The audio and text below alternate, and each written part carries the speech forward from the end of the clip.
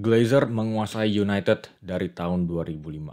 Dia berhasil mengubah United dari klub tersukses di seluruh Eropa menjadi klub yang terjerat dengan hutang sebesar 500 juta pounds. United tidak hanya harus membayar hutangnya The Glazers, tapi mereka juga harus membayar dividen. Tidak ada klub lain selain Manchester United yang harus membayar dividen selama 5 tahun terakhir. Sampai tahun 2015, angka kucuran dana United sudah melampaui 1 miliar pounds. Di bawah kekuasaan The Glazers, United sempat disalip oleh Liverpool dan Manchester City. Terakhir kali mereka memenangkan liga di tahun 2013.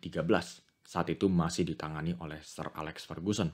Sejak tahun 2013, Man City berhasil memenangkan Liga Inggris 6 kali, Liga Champion sekali.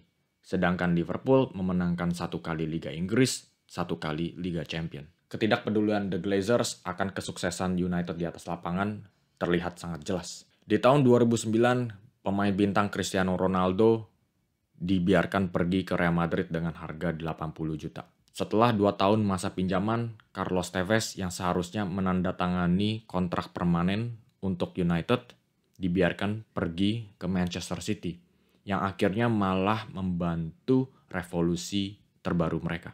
Intinya 2 pemain kunci yang membantu memenangkan Liga Champion bagi United di 2008 ini dibiarkan pergi begitu saja oleh The Glazers. Dan yang lebih mengagetkannya adalah bagaimana The Glazers menggantikan kedua pemain kunci ini.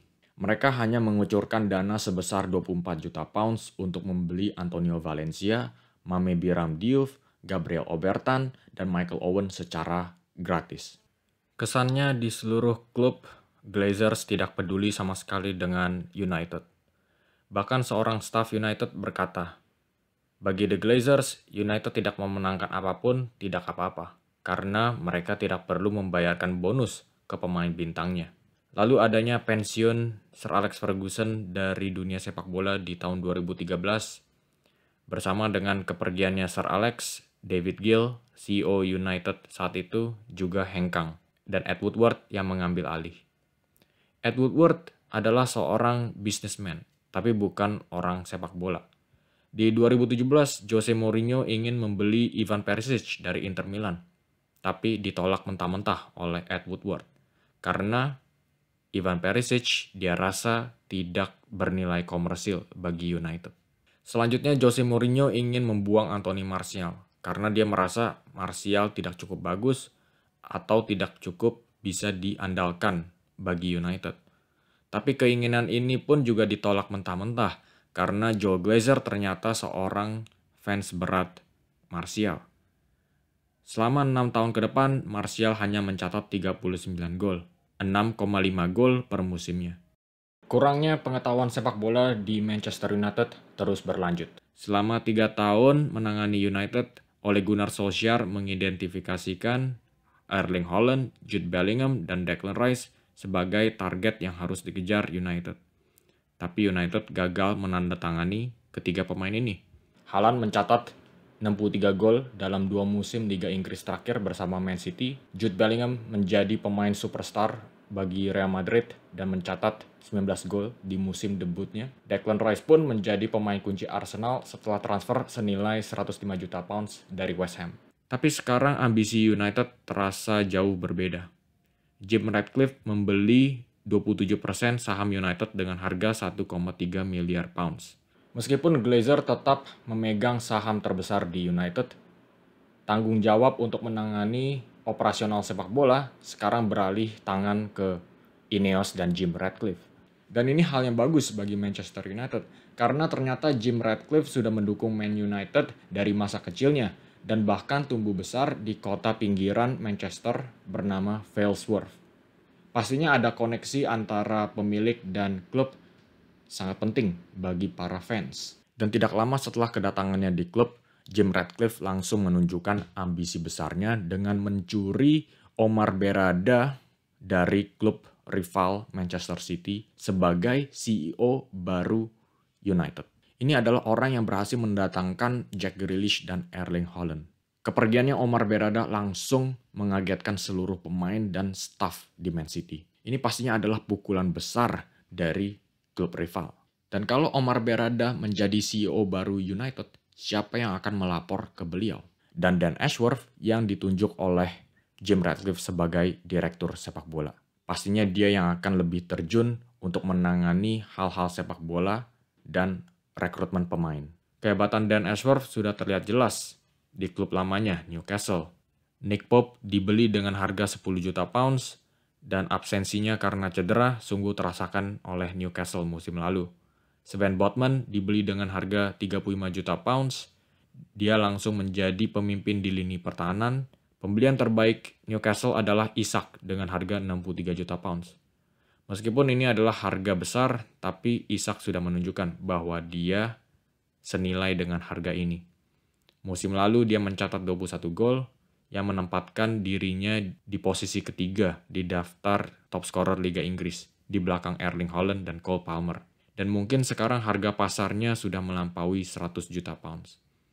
Ada pula Anthony Gordon yang dibeli dengan harga 45 juta pounds. Musim lalu dia mencatat 11 gol dan 10 assist. Dan masih berusia 22 tahun, pastinya ada ruang untuk berkembang. Masih ada beberapa pemain baru lainnya yang jarang dimainkan oleh Eddie Howe musim lalu. Salah satunya adalah Tino Livramento yang dibeli dengan harga 35 juta pounds. Tapi karena penampilan baiknya Trippier, dia lebih sering di bangku cadangkan. Dengan adanya isu Trippier akan hengkang dari Newcastle musim ini, Tino Livramento bisa menjadi pemain starter Newcastle ke depannya. Dan juga ada catatan kecil bagi Dan Ashworth. Jan Kubah Minteh sempat dibeli Newcastle dengan harga 7 juta euro. Setelah kedatangannya, dia langsung dipinjamkan ke Feyenoord di Eredivisie. Dengan penampilan baiknya di Eredivisie, Brighton pun tergiur akan pemain ini dan langsung mengucurkan dana 30 juta pounds untuk mendapatkan tanda tangannya. Ini mengartikan Newcastle berhasil meraup profit sebesar 25 juta pounds kurang lebih tanpa Jan Kubah Minteh bermain 1 menit pun untuk Newcastle. Dan Ashworth sudah menunjukkan bahwa dia pintar dalam merekrut pemain. Semua pemain yang dia beli selalu senilai dengan harganya. Berdasarkan dengan pembelian-pembelian di Newcastle, para fans Man United bisa bernafas lega. Musim ini Joshua Zirkzee sudah diboyong oleh Manchester United dengan harga 36 juta. Meskipun di Serie A masih belum mencetak banyak gol, Zirkzee sangat cocok dengan keinginan taktik Erik ten Hag. Leny Yoro diboyong dengan harga 52 juta pounds. Ini adalah pemain muda yang masih berusia 18 tahun, tapi sudah memiliki level kedewasaan yang jauh melampaui usia belianya. Sama seperti Tino Livramento, Anthony Gordon, Lewis Hall, dan Ashworth sudah menunjukkan bahwa dia tidak pernah takut untuk membeli pemain muda. Karena dia yakin mereka suatu saat bisa berkembang pesat. Ada pula Manuel Ugarte yang dikejar oleh United musim ini. Gaya permainannya mirip dengan N'Golo Kante, pastinya penting untuk menggantikan Casemiro yang sudah menua. Ada juga Matthijs de Ligt yang dilirik-lirik United. Meskipun mengalami penurunan bersama Juventus dan Bayern, kita harus ingat, dia masih berusia 24 tahun dan sudah memiliki banyak pengalaman bermain untuk klub-klub besar Eropa. Di bawah kepemimpinan baru, United langsung gercep dengan transfer pemain baru. Mereka nggak takut lagi untuk mengucurkan dana besar karena mereka tahu sekarang sudah ada orang tepat di belakang layar.